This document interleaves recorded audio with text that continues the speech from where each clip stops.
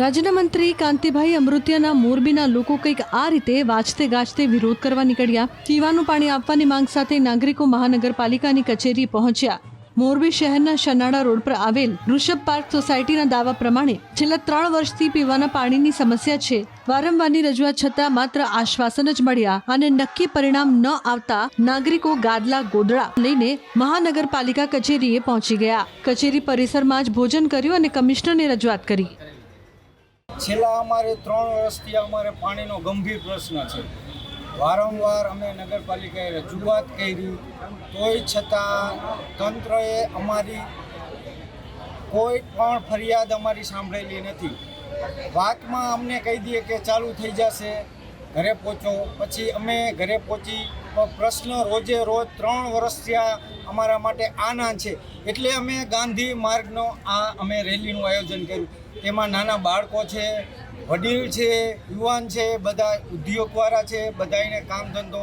આજે અમે 1 દિવસની રજા રાખી, બધાએ સંકલ્પ કર્યો કે પાણી જ્યાં સુધી અમારે અહીંયા આવે નહીં ત્યાં સુધી અમારે નગરપાલિકાથી જવાનું થતું નથી।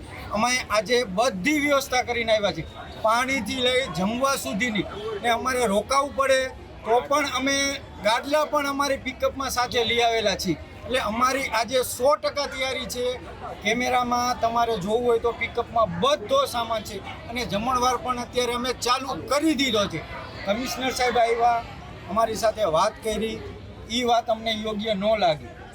એના માટે થઈને અમારે હવે આગળ શું કરવું તે માટે અમે સોસાયટીના બધા પાસે મંતવ્ય લઈશું ને આગળ શું કરવું। સાહેબે અમને 3-4 વસ્તુ અમને કીધી, અમને એ યોગ્ય ન લાગી।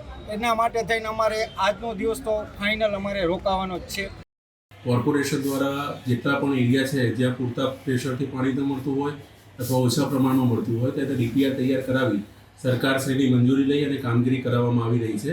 એ પૈકી એક પ્રોજેક્ટ આ ઋષભ પાર્ક સોસાયટીનો પણ છે, જેમાં 50 હેડવર્કથી જે પાણીનું નેટવર્ક છે એ નાખવા માટે ડીઆઈ પાઇપલાઇનનું નેટવર્કનો 11 કરોડ રૂપિયાનો પ્રોજેક્ટ મંજૂર થઈ ગયેલો છે। તેનો વર્ક ઓર્ડર આગામી અઠવાડિયામાં આપવામાં આવશે, તો આ લોકોનો પ્રોબ્લેમ જે છે એ કાયમી રીતે સોલ્વ થઈ જશે। સાથે સાથે કોર્પોરેશન દ્વારા અત્યારે એવું કરવામાં આવી રહ્યું છે કે એ લોકોને સોસાયટીની છેલ્લી છેવાડાની હોવાથી પાણી મળતું નથી, તો ત્યાં વાલ સિસ્ટમ મૂકી અને બાકીની સોસાયટીઓને જે રીતે પાણી મળી રહ્યું છે અત્યારે 2 દિવસમાં એક વખત મળે છે, તો આ સોસાયટીને પણ પાણી મળે એ પ્રમાણે વોટર વર્ક શાખા દ્વારા કાર્યવાહી કરવામાં આવશે અને અમે એવું સુનિશ્ચિત કરીશું કે એ સોસાયટીને આગામી અઠવાડિયામાં પાણી મળી જાય। અગાઉ એ લોકો એક સોલ્યુશન આપેલું હતું કે એ લોકોને પાણી તો મળતું હતું પરંતુ પૂરતા પ્રમાણમાં નથી મળતું, તો એમણે એમ કહ્યું કે જો કોઈ એક જગ્યાએ વાલ મૂકી દેવામાં આવે તો એ વાલ મૂકવાના કારણે એમનો પ્રશ્ન સોલ્વ થશે।